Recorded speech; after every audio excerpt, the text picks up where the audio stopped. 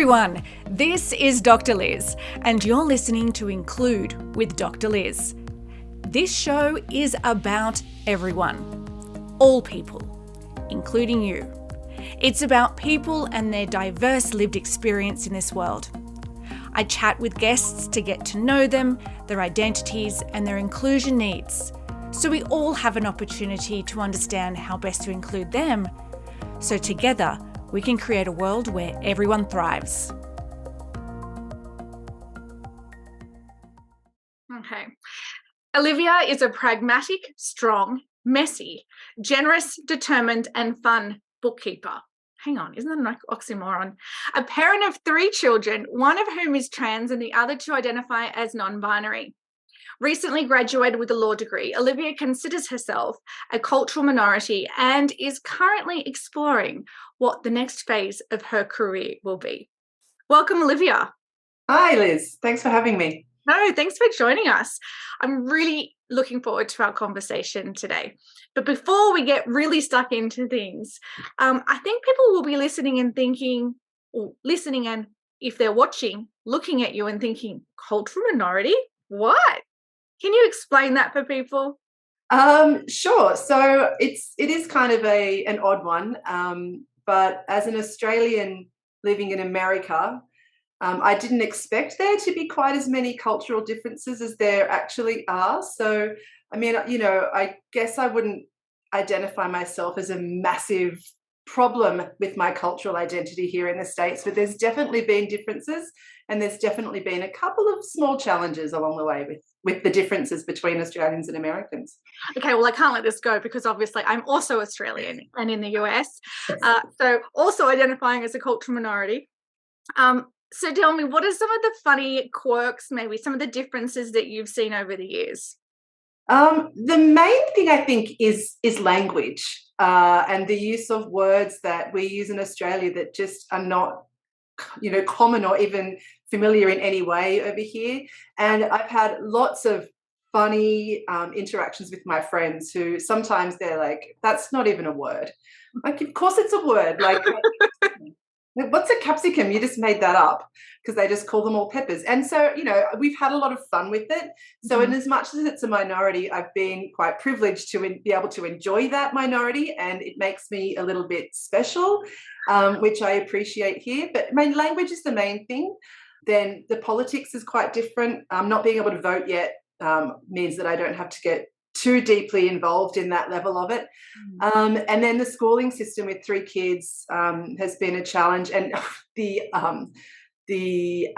health industry and the way that private health and things work here is really different. And I've been here for nearly 7 years now, and I still have no idea what I'm doing. I hear you. And the only thing I haven't had to encounter is the education system with kids, but I concur with absolutely everything else. Okay, I think I'm just going to start with the experience of being, we could call it an expat, or we can call it when you're immigrating into another country. What do you think were the biggest shocks for your kids? Well, my youngest child was quite young. So, I mean, he was only 3 at the time. And so for them, there wasn't much of a challenge. My middle child is neurodiverse and really struggles to make friends. Before we moved here, he had 1 friend in kindergarten and was like, "That's all I need, 1 friend." And when we moved here, we were fortunate enough to move into a cul-de-sac that had 5 or 6 different boys who were the same age as my middle child, and they just became instant friends. And my eldest one really struggled with leaving his friends. That was probably the hardest thing my eldest was leaving.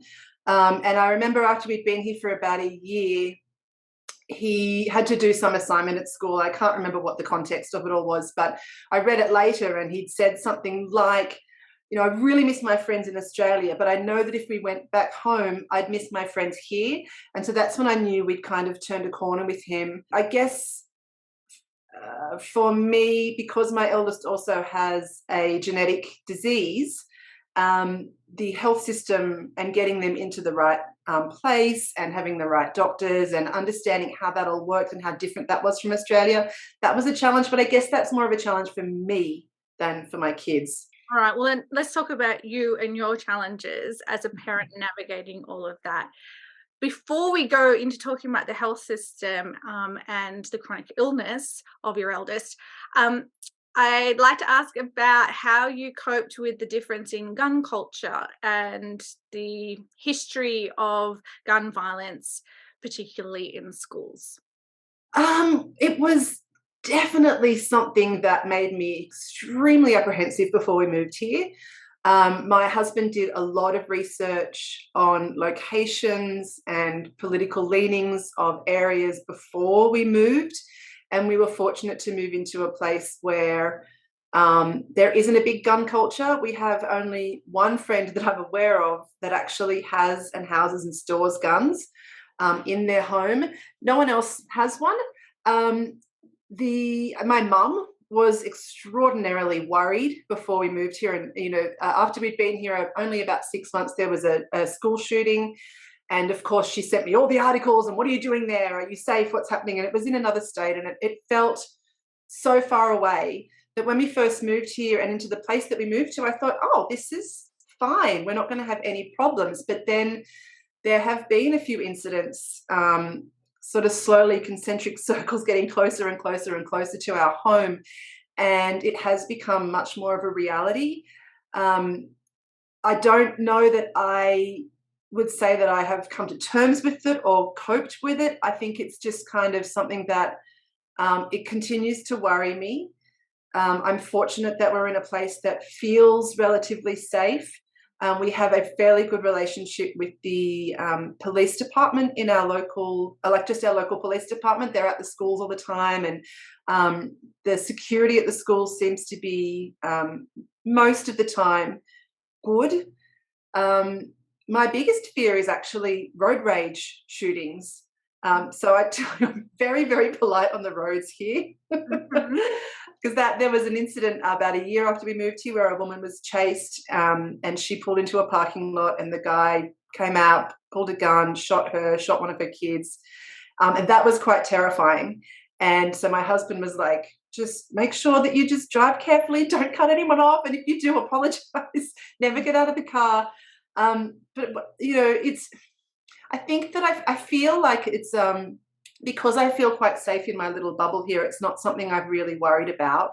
But when incidents happen, I definitely kind of have to take stock about whether or not we're doing the right thing. Are we safe?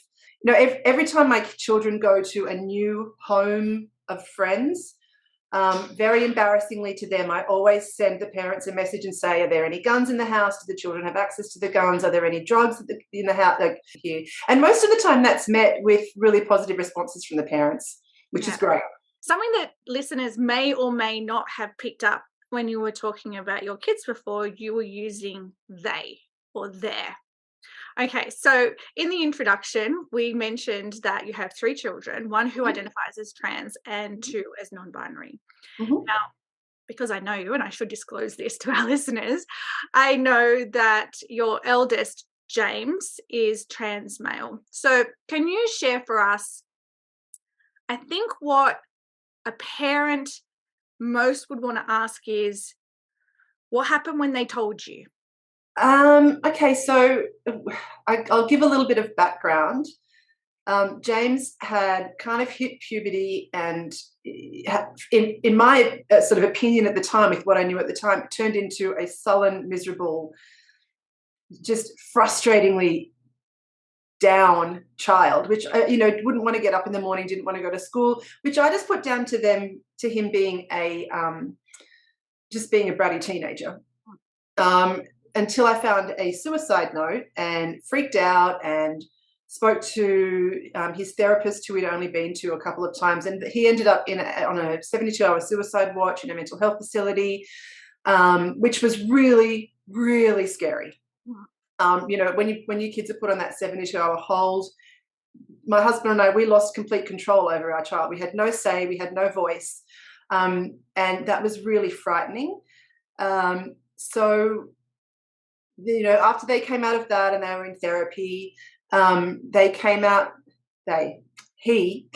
to us, and it was kind of actually a relief. We had no inkling at any point up to that there was any possibility that James was going to end up as a transgender male. As you know, a lot of people talk about, oh, my child, I knew from the time my child was 3, or I'd been buying them these particular non-gender specific toys or whatever. We had none of that. So it was definitely a shock.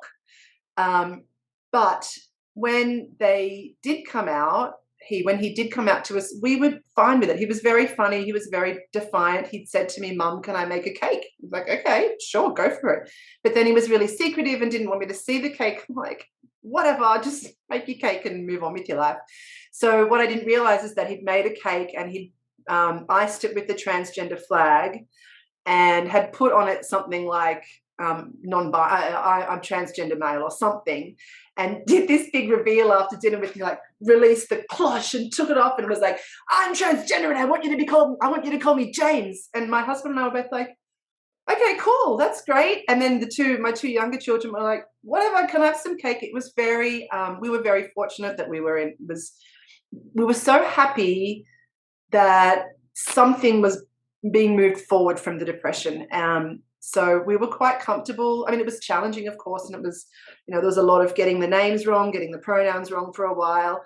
But yeah, when he first came out, we had an inkling at that point. We didn't initially but there'd been a couple of things that had happened, so it wasn't a complete surprise and a complete shock.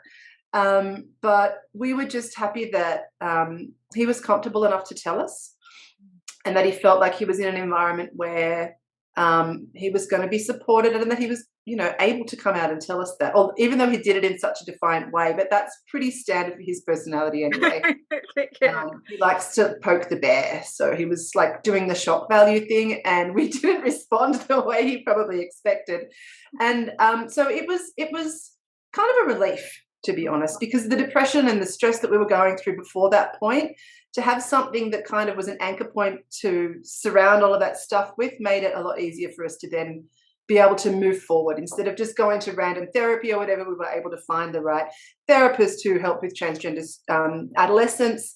And we've pretty much been in a good place on and off. There's lots of controversy around helping transgender teens in deciding whether or not they should start hormone therapy. So how did that unfold for you as a parent in your house? Okay, so James asked from a fairly early point to go on testosterone so he could begin the medical transition as opposed to the social transition. We're fortunate in Colorado to have, apparently, I was told, one of the top gender clinics in the country at the Colorado Children's Hospital. So I contacted them and they said, look, for the age that James was at, we don't kind of prescribe any hormone therapy until there's been some fairly intensive therapy, counseling. So that's when we found a therapist who specializes in transgender youth. She said that about 70% of her clients are transgender people. Majority of those ones then are teens and adolescents. And so that then began a year's worth of very intensive therapy with this therapist. So we went in initially before James started seeing her, my husband and I went in and said, look, we want to know whether this is James's true identity, whether it's a social construct, because there'd been a lot of news reports around this idea that lots and lots of adolescent girls were identifying as male, and it was this social contagion and all these buzzwords for what's happening at the moment. So we wanted to make sure that this was true and real and not just a mask for some other mental issues that may have been going on.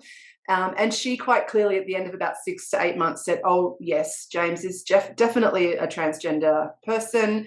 And so then after that full year of therapy, the therapist wrote a letter, which is a specific standardized letter that they have to then, answer certain questions and questionnaires that then get submitted to the clinic, and then they will approve or deny, depending on what's said in that letter. Also with both parental consent, the therapy for the hormones. So we were pleased with that process because we thought it gives us a year for us to kind of figure it out as well and to see if something else is going on. We definitely didn't want to rush into it, even though James was quite adamant.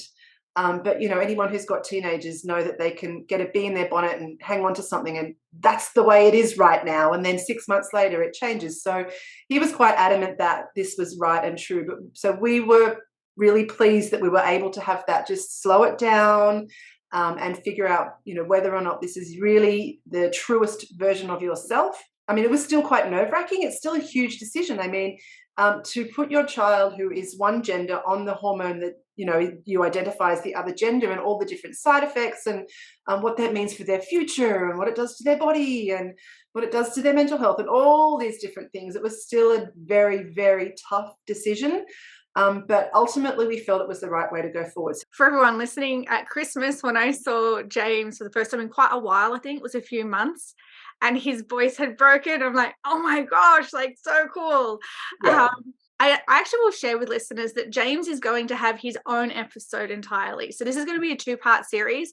So you get to see it from the parent's point of view, as well as from the trans person's point of view. Okay, so I do want to tap into the parent's experience a little bit more. And look, you articulate it really well, the process, that, you know, but I want to know about the fears. What are the things that you felt that you shouldn't be thinking or feeling, but were? Yeah, okay. So there's quite a few of those. The first one is, which I've been reprimanded many a time in transgender parent Facebook groups and things, is that feeling of losing my daughter.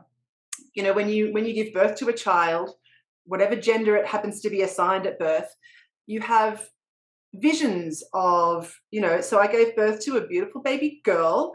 And so I'm thinking about wedding dresses and, you know, their baby. I mean, obviously not the second they're born, but as life progresses, you have these dreams and hopes and expectations that are going to be, you know, the standard female experience, white female experience. So that was really tough for me to feel like all those things that I'd expected or hoped for were just gone. And at the time, I then had 2 other boys in the house. So I was like, well, I've lost that female experience. I've lost that person who I can, you know, go and share makeup with, or whatever it was. So that was really, really sad. And I still do feel that a little bit, but I really try and tell myself that. So my therapist made a good point, and she said, all those things, the weddings, the children, whatever, there's no guarantee that those things are going to happen anyway, which is a really valid and fair point. I don't know if it necessarily helped me, but it was very sensible. I need to keep telling myself that, you know, there's the same person is still in there. Those same experiences can still occur. They'll just be slightly different. And I'm really trying to focus on just the well-being of my child, regardless of their gender. So that was something that was kind of quite frightening and quite sad for me right at the beginning. The other part, which is a really big factor still, is being transgender. I mean, so this is the child who's already, she still get the pronouns wrong. He has cystic fibrosis, which is a life-shortening genetic condition that requires daily medication, daily therapies, hospitalizations, lots and lots of different challenges, which was already going to make James's life potentially difficult. And then to add, I felt like adding this transgender thing on the top of it is going to make it so much harder. And, you know, knowing what I've seen happening around the country at the moment with the stripping of rights of minorities, understanding that there are certain states within America who you know, doctors won't treat transgender patients. Health insurance companies won't cover various treatments for them. And then also just the social stresses around it. There's a lot of bashing of LGBTQ people of all different, you know, avenues within that LGBTQ community. So that gives me a lot of fear as well. But I kind of, again, the way I try and reconcile that with myself is that the opposite of that, of James not being able to fully express himself and be who he truly believes that he is that the mental health part really struggles. Really, it's a real challenge for him, and he may not have even made it to this age because he was so depressed and so miserable. So I really need to try and be like, okay, look, yes, life is going to be challenging. Life is challenging for all of us. Life has given James some additional challenges that the average person doesn't have to navigate. I look at the fact that James is a really strong, tough, stubborn, independent human who will probably be okay anyway. And so I just, when I get those fears and I get the anxiety around that and about what it means for his future, I just try and remind myself that I don't know what's going to come. I don't know what's going to happen. Yes, there are problems in the world right now, but James may hopefully never experience any of that. So I try and, stop on my own anxiety by acknowledging what's happening now. He's in a good place now. He's in a safe place now. He's mentally, generally fairly stable, and generally in a happy place. I also have met a few transgender people just coincidentally over the last couple of years. One of them is a transgender male who's just proposed to his gorgeous girlfriend, and they've got a child. And it's like I see those positive stories, and I know that this guy is still struggling with. He had to move states to Colorado in order to get away from the prejudices and the discrimination he was experiencing there. But I look at his life now, and he's so happy and he's so positive, and he's got such a wonderful, supportive fiance that I think, it's not as bad as it might have been 20 or 30 years ago. There's a much more generalized acceptance, and there is still a positive, bright outlook for my child. So I'm going to go back and summarize 3 major points you highlighted for everyone. So one of them was around just because you cognitively know that the right thing is to support your child, full stop, it doesn't stop there being emotions and feelings that come up for you. And Absolutely. So it's naturally to feel that sort of cognitive dissonance with your feelings, and that's okay. It's natural and it's normal. And I don't want anyone to feel guilty for that. It's just a process that you have to work through. The other point that I want to highlight for everybody is that even when you're telling the story, you accidentally say the wrong pronouns. Now, I was actually talking to another transgender child's parent the other day, and they were saying they most often will misgender when they've either just been thinking about a memory from the past or talking about a memory from the past when they were presenting as the other gender. And so then that is just the mind tricking you and just sort of basically using the old pronouns.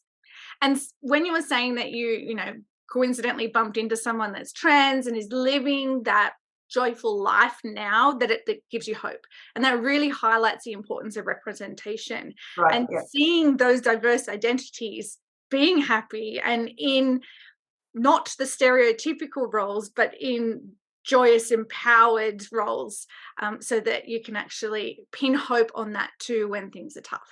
Before all this happened, this makes it sound bad, but before James came out and my other 2 children came out as non-binary, I didn't really have much of an experience. I knew plenty of gay people and lesbians, but I didn't know or wasn't aware of knowing any transgender people. And so when it first kind of came about with me and my children and our family, I had 0 places to go. I didn't know who to talk to. I didn't know who to get advice from. And of course, I've since found that. But because of that, I'm very open. I put it out there on Facebook. My whole family knows. And my friends all know, because I don't want to continue that silence. I want to make sure there's representation. I want to make sure that if another parent is going through that, they can come to me and say, oh my God, can you give me some advice here? Can you help me? Because I didn't feel like I really had that to start with. I mean, there were professionals, medical professionals and therapists, but as a parent, I didn't have anyone else who I felt was comfortable or able to give me any, insight into what was going on, what was happening, whether I was feeling things that were common and normal in that situation. So I agree 100%. The representation is important for not only for the LGBTQ or transgender people themselves, but also for their families, their friends, who have a place to go and ask, I'm feeling this. Is this okay? Is this normal? Did you feel that? How did you deal with it?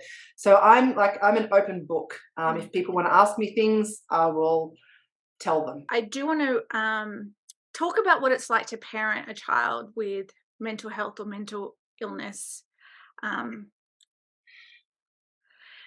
I face the same things as well. So let's see where this conversation goes now. How do you know when your child is not well? It was different for each of them. So James, like I said before, I just thought he was being a sullen, bratty teenager. No, I don't want to go to school. Having never really experienced depression or any form of like chronic depression myself, I didn't really know what I was looking at. And looking back, I realized that there was clearly a lot of depression going on there. And it wasn't until I found the suicide note that I suddenly, the light bulb went on, and I was like, oh, there's some really bad stuff going on here. James is miserable. I was in a very different mental, physical and emotional state myself at that point. And I've done a lot of work on myself between then and then when my second child came out as non-binary. So my second child is quite different. They are a lot more sensitive, a lot more insulated, a lot more quiet, and had already been tested and diagnosed with ADHD. How I knew that there was something not quite right. I mean, the ADHD was challenging enough, but they were medicated for that, which kind of helped. That took a few years before I was comfortable doing. But so what initially happened with my middle child, Vian, was a pulling away from friends. People who they had been friends with for 3, 4, 5 years suddenly were bullying me, or they're not being nice to me, or they're saying things that are hurting my feelings. And part of it I put down initially to the change from elementary school to middle school. Everyone always says middle school's there's a movie, Middle School, the worst years of my life. So there is stereotypically it's challenging to go through middle school. So part of me was like, oh, you're turning 13, you've got hormones, it's middle school. But then we started to delve a bit more deeply and realized there was some real bullying going on. Because the other kids are also struggling in middle school as well. I also think I need to preface that with the fact that a lot of these kids and our community suffered the Marshall Fire that took out a lot of homes. So a lot of children in our local area were really struggling. Their whole house had burnt down. Their parents were stressed. They were stressed. There was a lot going on in our community. So yes, there was bullying, which I kind of put down to, hey, Vian, you need to be mindful of what these kids are going through. But then I needed to take a step back and be like, well, wait a minute, I need to be mindful of what my child's going through, regardless of what the reason is for what these other children are doing. It's affecting my child. So the next thing that then happened with Vian was, they are in like a private chat room with a bunch of friends. And unbeknownst to us, Vian had they'd been asking for therapy for a while. And because of the state of the mental health system in America, we hadn't been able to find someone. It was just no one would call me back, or they didn't see teens, or they didn't have any books open, or all these different reasons why I couldn't find a therapist for them. So the next thing that then happened was a knock on the door, and it was a police officer. And one of Vian's friends had been in that online chat group, and Vian had been talking about dark thoughts and suicidal thoughts. And that friend contacted the Safe to Tell website, who then contacted the local police department, who turned up completely shocking us at our door. And they then took Vian into a 72-hour mental health hold, which fortunately that was released. They were released back into our custody the next day. It wasn't quite the same as James's. James was in a mental health facility for almost 5 days. But Vian, who was again a very different child, the mental health, what are they called? Mental health assessors or whatever it is in the hospital, had a long chat to Daniel, my husband, and I, and then spoke to Vian individually and said, look, they're safe at home. They can go home. You need to get therapy in place immediately, to which I was like, well, we can't get therapy. But so, there was a couple of things that had given us clues. The main thing was that relationship breakdown with friends. And then, after that, it was forced upon us. And there was a massive dip in their mood and mental state at that point.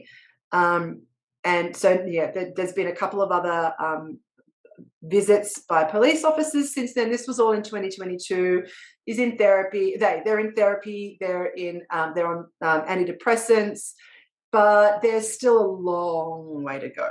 I am a friend, but if I was just a random friend, and someone like you was in my circle, and they, had children that were navigating these massive changes in their lives and mental health conditions, how can I best support you? How can I share, or how can I make you feel safe to know that you're not judged and I don't know. That's a really shit way of asking that question. I think I know what you mean. So there's a few different things I'm thinking of when you ask that. First of all is, don't be afraid to talk about it and ask. Don't be afraid of the answers. Like if someone says to me, how's Vian doing today? And I say, terrible. These horrible things are happening. As a friend, it's really beneficial to have you not be scared of that answer. And it's okay to say, I don't know what to say to you, but just to have that outlet, someone who I know will not judge, is really important. To talk about it when they're going through it as well, so that there's that shared experience, and to not kind of pull away when things get challenging. The other part of it is, which I feel is really important, which probably doesn't support me as much, but is me knowing that you're educating your children on how to be a friend of someone who's like that. Because the biggest problem I have with Vian is they have social anxiety. So like the ADHD and the social anxiety means they just don't know how to interact with people properly, and have a really short fuse and a really low tolerance for jostling and mucking around and like teasing, and the second anything bad said, it's over, it's finished, you're not my friend. So educating kids and your children on what mental health is about, what it means, how to help support it, which I know is challenging because I don't really know how to support it. I just love my kid. But just not having it be taboo, so that my kid can say to their friends, hey, I'm having a really bad day today. Can you just not give me shit today? Or can you just, be nice to me, or tell me something positive, or talk to me about something else? And that I guess will have the knock-on effect of me feeling more comfortable sending my child out into the world, knowing that there are people out there who understand, who know what they're going through, and who can be even just a quiet support. They have in elementary schools this special initiative, which I don't know if it's everywhere, but I know that my kids' school has it, and it's called the Buddy Bench. And it's just a bench in the playground where if you're lonely, don't have anyone to play with, you go and sit on it. And the idea is that people will notice that, and someone will come and say, hey, let's come, and you can come and play with us. So I'd love to see something like that, but just to have someone to sit with. Like if my child had someone to just sit with, without any expectations, without any need to talk, just knowing that there's another person there, that would make me feel a lot happier to sending them off to school every day. Now that we're on the topic of schools, how has the school been supportive or not supportive in? Predominantly, they've been fantastic. So the middle school that James went through, and by the way, James was not the first in our neighbourhood. So that someone else has paved that path for us. They have gender neutral bathrooms. They straight away sent me the form to officially change the name.